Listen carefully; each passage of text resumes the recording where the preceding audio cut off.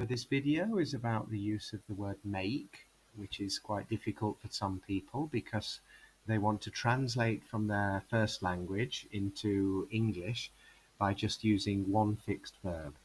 And to use this successfully, you need to learn the context and to understand really what it's about. So make generally describes something you have created or constructed. It can also be used to explain something that you now have that you didn't have before because of some action that you've done.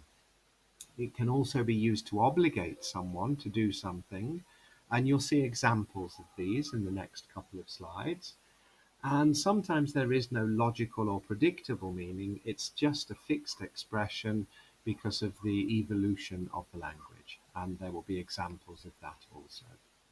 So this slide shows us, you've got some examples here where we've created something. I made a cake, I made dinner, or constructed, I made a model of a house, or they made 1,000 cars in the factory.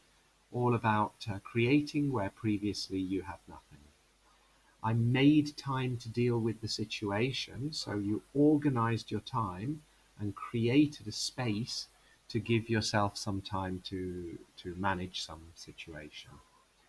I made a new friend today means that probably you didn't know this person before today, so this person was a stranger, but you had a good connection, so now you consider yourself friends. So now you have a friend where before was a stranger.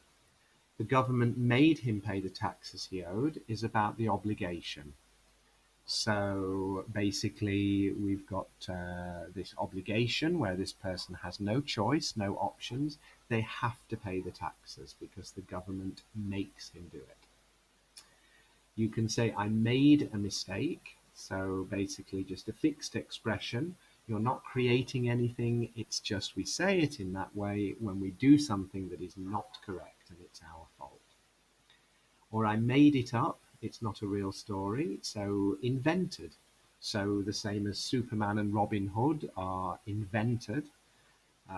It can also describe a lie. So he made up this story to gain some financial benefit or to cause somebody a problem. So it can also describe this type of lie.